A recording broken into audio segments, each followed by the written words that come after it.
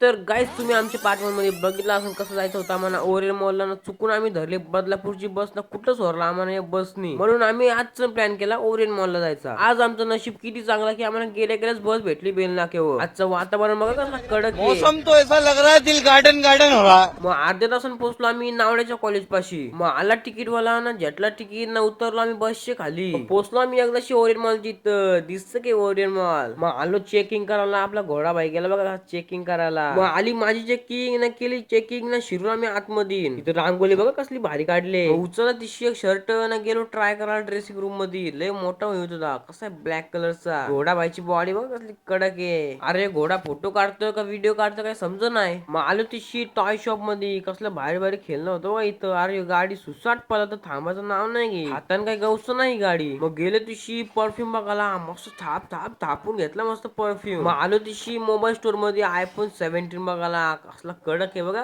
भगवा कलरचा। है कोई मेरे तरह सुंदर और हैंडसम? है कोई मेरे तरह चिकना या स्मार्ट?